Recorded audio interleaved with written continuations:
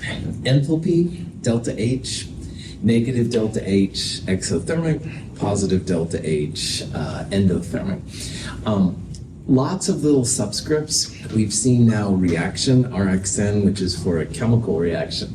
There are other types we'll talk about here in a little bit. But on this page, what I want to do is I want to talk about the superscript when there's a little degree symbol right there. Now, most reactions, like I said, heat's being transferred under constant pressure. So that's where delta H pops in. Delta H is Q sub P. Most of the time, on top of that, things are measured at about an atmosphere of pressure. The concentration, if it's a solution, would be 1 mole per liter. And the temperature is almost always room temperature, which is considered to be 25 degrees Celsius or 298 Kelvin in science. So if you have these kind of conditions, that's when you put the little superscript degree symbol up there. The degree symbol just means it's a standard temperature, standard concentration, standard pressure. You go to Nome, Alaska, where it's really cold. You're not going to be at 25 degrees Celsius. You wouldn't be allowed to use that superscript.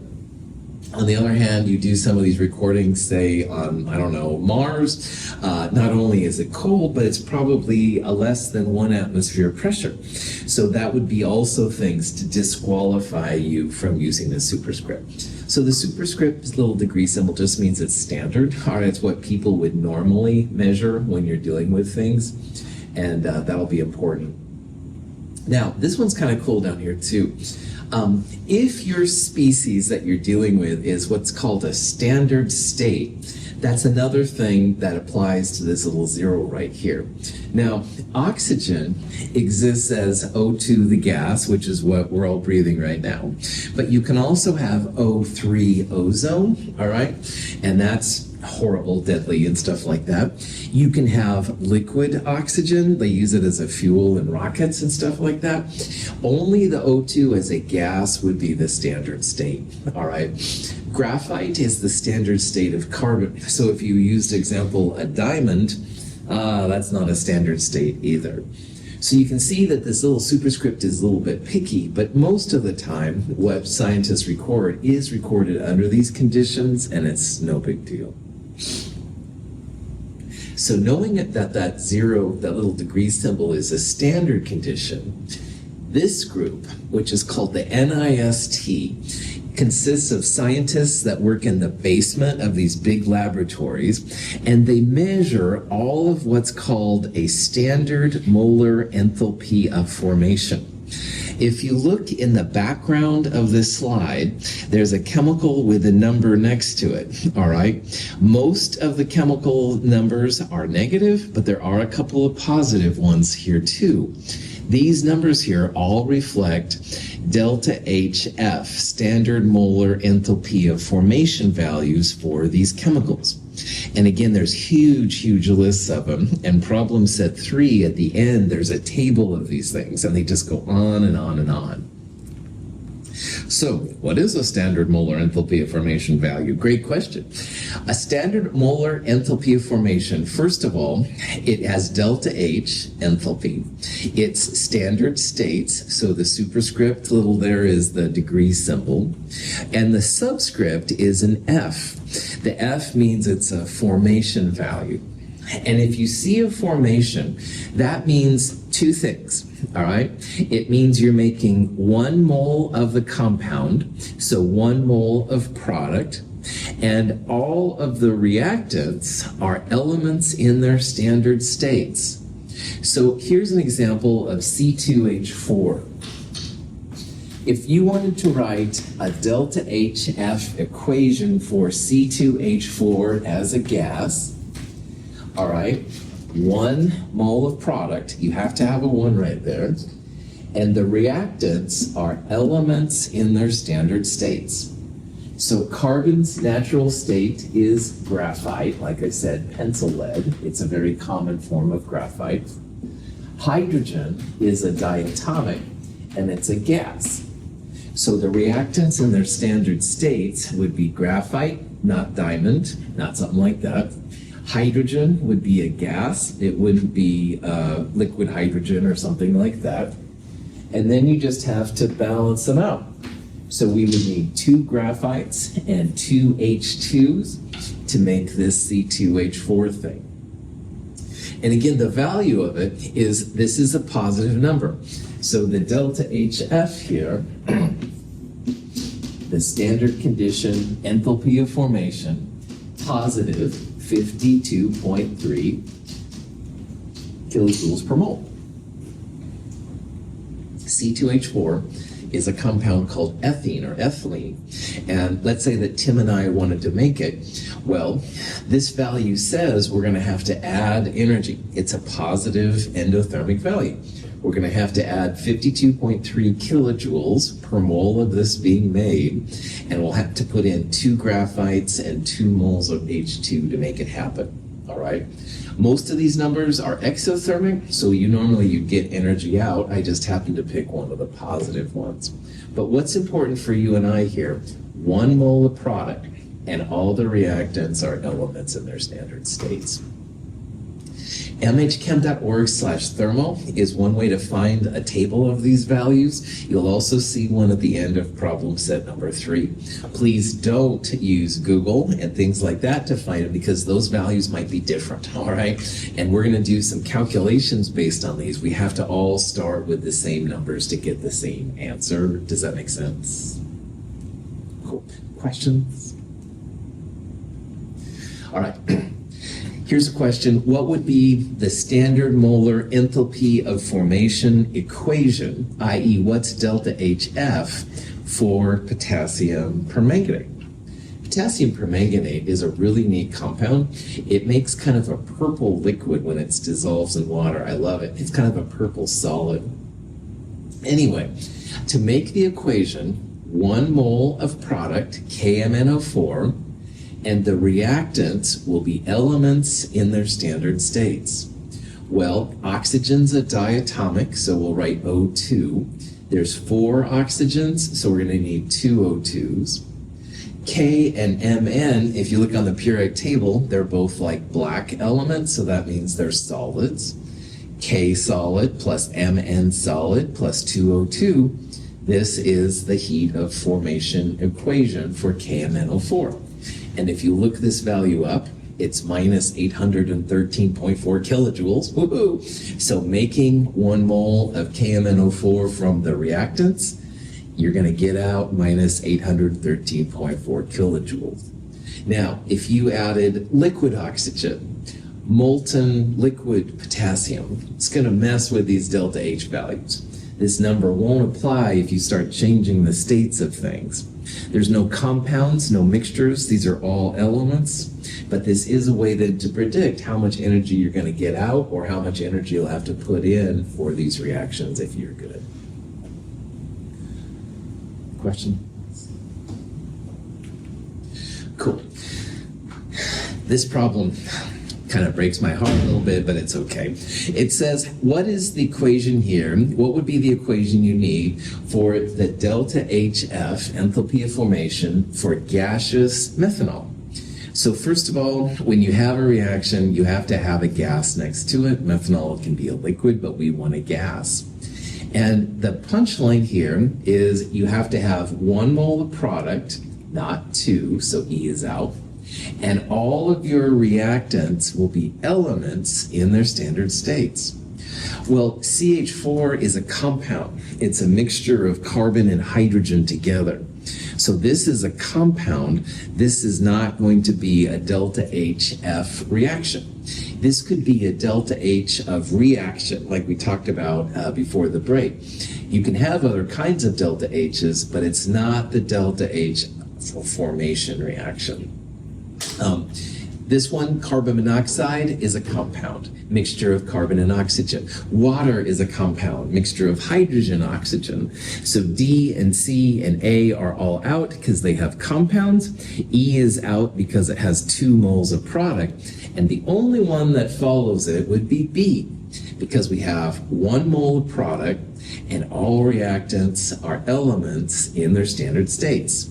So carbon solid here would be graphite. hydrogen's a gas, oxygen's a gas. But why this always makes my heart break a little bit, I really hate using fractions in chemistry, but even I, with my PhD and your instructor, because I am limited to 1 mole and we only need 1 oxygen, that's when we're going to use 1/2 of O2. So you will use fractions with these heats of formation, which is kind of annoying to me as your instructor. It's not really a big deal, but it just bums me out. Questions on that? Cool. So let's say that you want to measure the heat transfer of a reaction, all right? A couple of things you could do. You could absolutely use that calorimetry process, MC delta T hot plus MC delta T cold, stuff like that. That would be one way to do it. However, even that way, sometimes we'll break down because some of these reactions are tough to measure. So another thing you can do is use something called Hess's law. So Hess's law will take reactions which are easy to study and find their delta H values, and manipulating Hess's law equations, you can get the desired delta H for the reaction you want. And I'm sure that's as clear as mud. Hess's law itself doesn't really help us either, normally anyway. It says if a process can be written as a sum of several stepwise processes, the enthalpy change for the total process equals the sum of enthalpy changes at various steps. That doesn't even make sense to me, and I know about Hess's law. So Hess's law, like I said, taking known delta H's and combining them to give you a desired delta H. So let me show you some examples because I think that will be easier to understand than Hess's law of the words. So let's say that you wanted to make, or find, the delta H for making liquid water from the elements, from hydrogen and oxygen. And you look up in tables and you see that making gaseous water from the reactants, you're going to get 242 kilojoules out exothermic. And then going from gas to liquid, we'll see in a future chapter, is also exothermic. It gives off 44 kilojoules. But you want to know delta H going from H2 and O2 directly to the liquid, all right? Like you don't want the gas part to be in there. Well, if you look at this long enough, in math, sometimes you can combine equations together. And if you end up with x on both sides, you can subtract x and get rid of it. In chemistry, if you have gas water on both sides, they cancel out. You can subtract gas water from both of them, and they cancel themselves out. And what's left then is H2 and O2, 1FO2, making the liquid water, which is what you want. And to find the delta H, you just add the energies together to give the overall value. So while it would be easy to find H2 and O2 making gas water, and it's relatively easy to measure gas water going to liquid water, if you want to go direct from the elements to the liquid water, this would be the delta H value. So we combined two known delta H's, we canceled out anything that was not needed, added the energies together to give the overall energy. And this is Hess's law, all right? We took two known values, added them together to give the overall value. That's what Hess figured out, and that's why Hess is kind of cool, so. Question?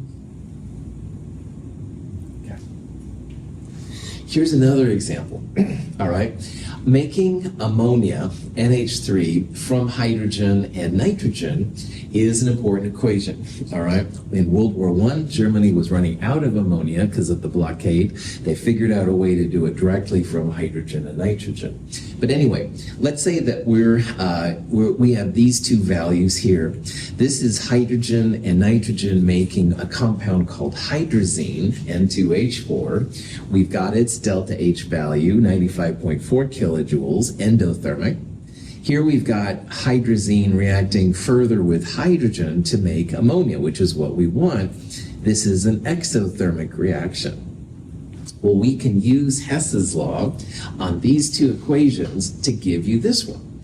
So when you're using Hess's law, you want two ammonias as a product, and we've got two ammonias as a product. And we want to have all the elements as reactants as much as possible. So in this one, you literally will just add both equations together. So notice here, I've got the 2H2 and N2, the N2O4 and H2, they're all the reactants. And on the product side, we'll have N2H4 and NH3.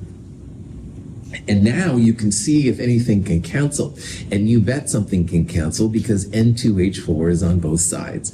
So just like if X is on both sides, you can subtract it out. We'll also combine the H2s together. If you do all that, 3H2 plus N2 equals 2NH3. This will be the desired enthalpy value. And to get it, you literally just add these two numbers together. So if you do that, minus 92.2 kilojoules. Welcome to Hess's law. Question? Okay. Here's another example. In this one, we're making phosphorus trichloride from raw phosphorus, which is P4. You don't need to worry about that, and chlorine. In this problem, though, we have phosphorus making phosphorus pentachloride, PCl5, and we also found a reaction making PCl3, or having PCl3 plus chlorine making PCl5. These are both exothermic reactions, but again, at the end of the day, we want P4 making PCl3. We don't want it making PCl5. So when I look at this problem, the only place that PCl3 shows up is right there. And it's a reactant. We want it as a product. And we want 4 PCl3s, not just 1. So what we're going to do here, we're going to use the first equation as is. We're not going to change it. But the second one, we're going to do two things. First of all, we're going to flip it.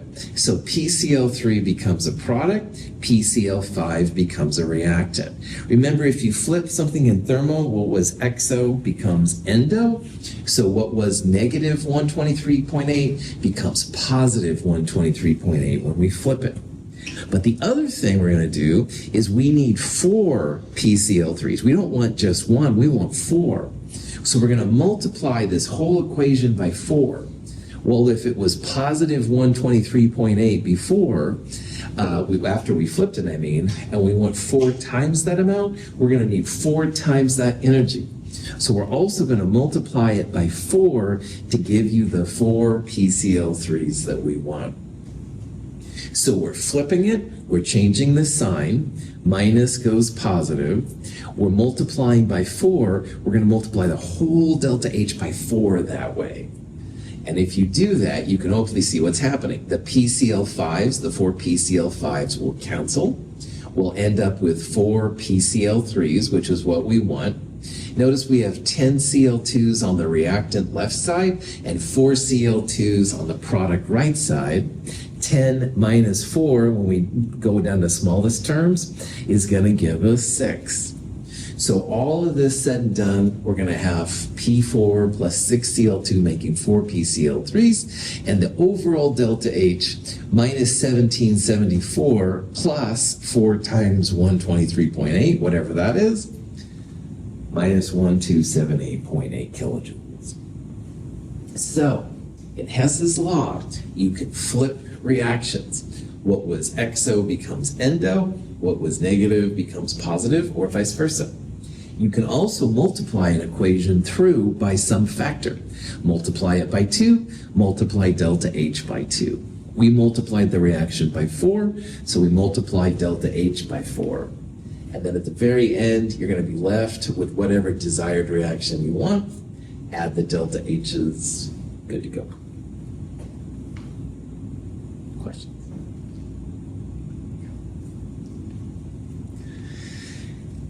Another thing you can do with heats of formation is if you know all the heats of formations, you can calculate the delta H of a reaction without using Hess's law. And that can be kind of nice sometimes.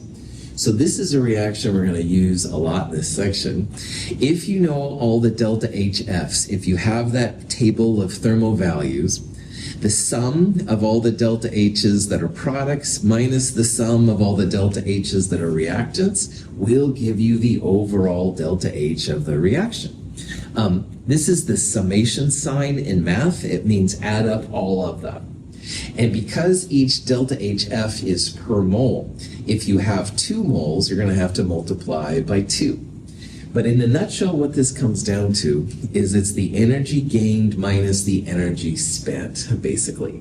The energy gained comes from the products, and the energy spent kind of comes from the reactants. This is a better thing to do than Hess's law if you can do it, because it's usually a little bit easier. And again, you'll need that table of thermodynamic values to do this, but otherwise, it's pretty chill, actually. So, believe it or not, I've helped the automotive people here at Mount Hood on this. They were doing an energy study. Which fuel is better for the vehicles? And they didn't know. Well, I found out what kind of fuel it was. The fuel reacted with oxygen to make CO2 and water. I looked up all these values. I had some of them. I looked at the other ones online, and I calculated how exothermic are they. Some of them per mole gave off a ton of energy. Some of them per mole didn't give off very much energy. And from that, they could pick the best fuel for their engines and stuff like that. So, woohoo! Overlap of different fields at Mount Hood. Questions? Okay. So let's look at some examples to see how this works. Calcium carbonate breaks down to calcium oxide and CO2. We can use our delta HF values to find the delta H for that reaction. So in this problem, calcium oxide and CO2 are the products. Calcium carbonate is the reactant. So products minus reactants is what we're going to do here a little bit. Now, we need that table of values. We're going to look up the delta HF for calcium oxide, CO2, and calcium carbonate. So we're going to take the delta HF of the 2 products and subtract the delta HF of the reactant calcium carbonate. Watch your signs. All right, you're subtracting the reactants, and the reactants might already be a negative number. So if you do that, it's like minus, minus, positive, okay? That's the only kind of weird thing about these problems, in my opinion.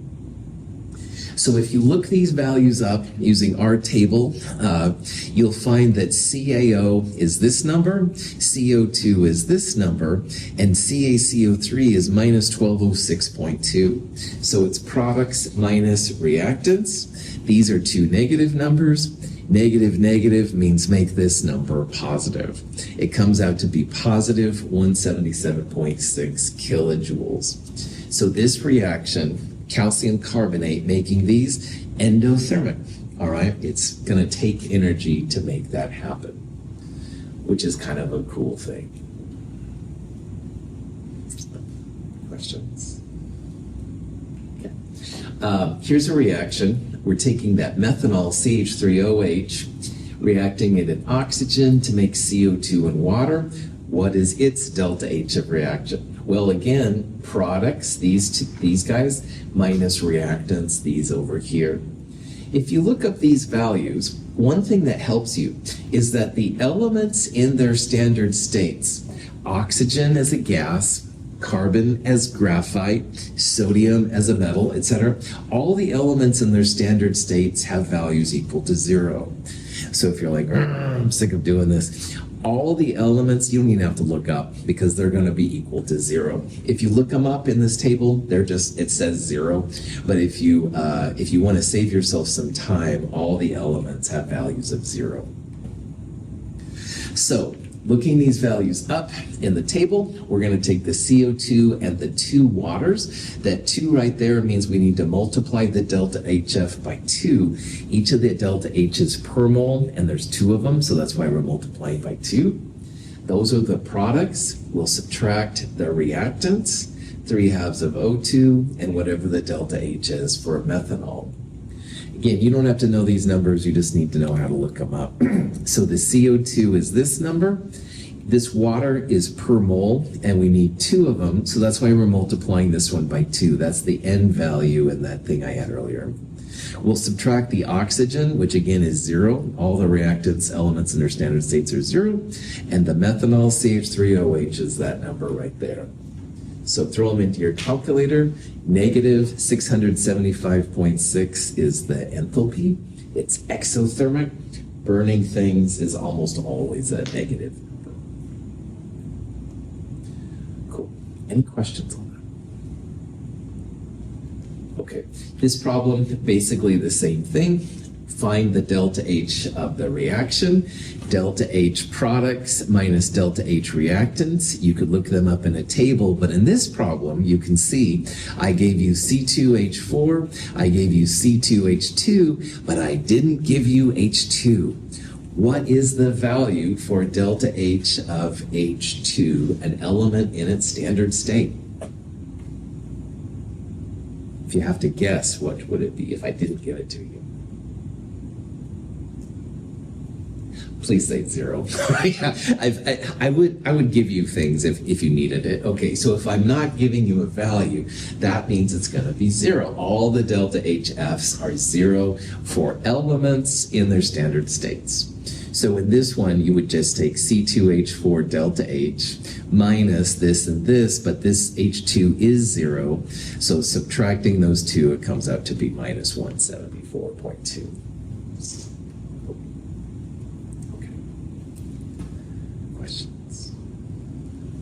Okay. Last topic, we're going to talk about the strength of different kinds of bonds. All right. And ionic and covalent bonds are both really powerful, really used a lot in chemistry. Ionic bonds are stronger usually than covalent bonds. And just as a reminder, ionic means you've got a cation and an anion, a positive and a negative ion. And covalent bonds are weaker, and that at first might sound like, oh, they're lame, but actually being weaker means they're more reactive. It's easier to make them react. So what we're going to do in Chem 222 is we're going to use bond order and bond energies to approximate how strong the covalent bonds are. If you wanted to do the positive negative ionic ones, there's something called a Born-Haber cycle calculation. And that's a cool way to figure out how strong ionic bonds are, but honestly, that's more fun than we need right now. So we're not going to do Born-Haber cycle calculations. Don't cry on me, people. It's okay. No, seriously, it's a way to calculate how strong those positive negatives are, but it's just more fun than we need right now. But remember that ionic bonds are generally stronger than covalent bonds. So covalent bonds, if you have a molecule like this is a Lewis structure, which in Chem 221 here at Altitude we discussed. You can draw out like these are carbons. This is a double bond, single bond, triple bonds. Hydrogens are usually white, carbon's kind of a gray usually. In this case, the nitrogen is triple. Triple bonds, bond order 3. So bond order is literally the number of bonds between two atoms. A double bond would have a bond order 2, and a bond order of 1 would be simply a single bond. So in this molecule, acrylonitrile, bond order 1, single bond, bond order 1, 1, 1, but this one would be a bond order 2 and a bond order 3. So literally, the number of lines between the atoms is the bond order. It's that simple. So here's a molecule, formaldehyde. It says, what's the carbon-oxygen bond order? How many lines between those two atoms? 2, good. I saw someone back there, I think, kind of, maybe they're just giving you the P symbol, who knows. Anyway, 2 bonds between the carbons and the oxygens. That means the bond order is 2, okay?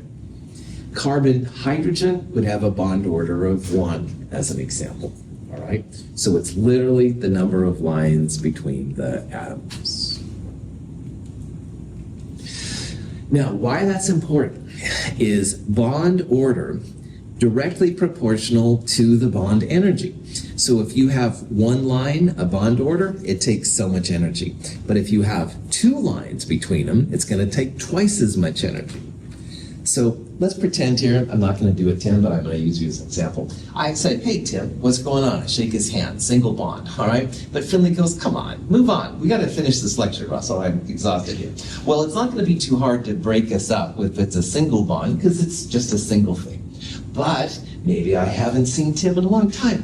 Tim, so good to see you. And I hold on to him with two hands. Well, Finley still wants the lecture to be done, so he can separate us, but he's going to have to separate twice as much bonds, twice as much things, all right? So the number of shaking hands, the more. If I really haven't seen Tim in a long time, Tim, and I give him a big hug, I'm not doing it on you, don't worry about it. That would be like a triple bond. 3 times the energy. It's going to be super hard then. Finley's in good shape, but it's going to be super hard for him to break it up because I'm holding on to Tim like so tightly. Nerd alert, sorry. But anyway, single bond, easy to break up. Double bond, harder, roughly twice as much energy. And a triple bond, a hug is the quickest we have in the triple bond, that would take even more energy. Now, also, single bond, hey, Tim, what's going on? Relatively far. Tim, haven't seen you in a long time. I double handshake. Notice how I get closer to him. And a hug, Tim! Wow, my sound effects are getting worse and worse.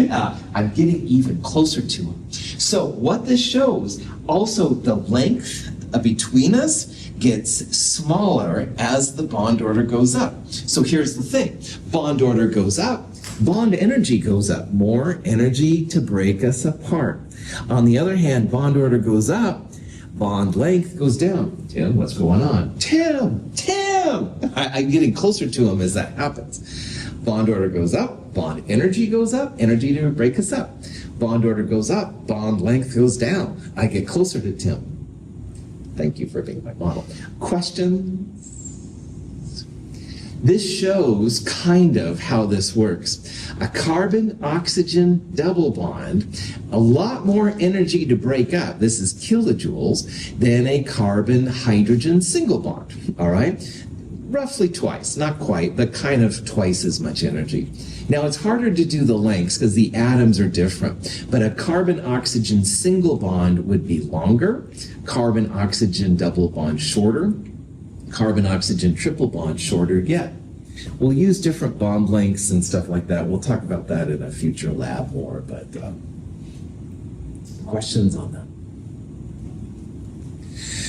Here are carbon-oxygen examples. Carbon-oxygen single, carbon-oxygen double, carbon-oxygen triple. These are the angstroms, which is a type of a meter that's between them. Longest, 1.4 is longer than 1.3, which is longer than 1.1. So this is me saying, hey, Tim, what's going on? Tim, double handshake. Tim, triple handshakes. Anyway, this is getting really old, I know. But anyway, you can see how bond order is going up and bond length is going down. And that's what they see. If you have the same kind of bonds, this happens and stuff. Bond order goes up, bond length goes down. If the atoms are different, though, then you'll have different bond lengths. So fluorine is smaller than chlorine, chlorine smaller than iodine. These are the bond lengths. These are all bond order ones, but they're different atoms on the other side, all right? So if you have different atoms, the sizes do vary. This is a bigger atom, so it has the biggest bond length. Smallest atom would have the smallest bond length. The energy of a bond indicates its strength and is measured as the energy required to break the bond. This is a table of bond enthalpies. And what I'd like you to do, let's focus on carbon-carbon. Here's a carbon-carbon single bond. It takes 348 kilojoules to break it up. Here's a carbon-carbon double bond, 614 kilojoules, so quite a bit more. Not quite twice, but close to twice, all right? And here's carbon-carbon triple. It's even more energy. So again, bond order goes up, your bond energy goes up. It takes more and more energy to split it. Here's an oxygen-oxygen double. It's shorter than the single oxygen-oxygen, but double takes more energy to break up than the single one does. And that applies to all of them and stuff as we go through. So if you have all the values, you can calculate the delta H for a reaction. It would be the delta H of the products bonds, the broken bonds, minus the bonds that are formed. All right? Hydrogen and chlorine react to form hydrogen chloride. Because the total energy of the broken bonds is less than that of the bonds formed, the overall reaction is exothermic. Excuse me, it's reactants minus products. I said it wrong just a second ago. Sorry about that. You're breaking the reactant bonds up. That takes energy, subtracting the bonds of the products. So in this reaction, we're going to break up an HH bond, we're going to break up a Cl-Cl bond, and we're going to form two HCl bonds. So here are the values from that table I just showed. The bonds broken will be the HH and the Cl-Cl. The bonds that are formed, the product bonds, will be 2 times the HCl. And finally, bonds broken minus bonds formed, 678 minus 862, minus 184 kilojoules. So this is another way to calculate the enthalpy of a bond reaction using the bonds themselves. The very best way is to go delta H products minus delta H reactants. However, this works, all right? It's not bad. It's not as good as or delta H products minus delta H reactants, but this bonds broken minus bonds formed thing does work out pretty well. Questions? That's it for chapter 9. So thank you for being with you. I know this stuff is kind of like, but I do appreciate it. We will talk more about all this stuff on Thursday. All of these stuff is located as different videos on the website if you want some more information on a particular one. Thank you for being here. Have a great day.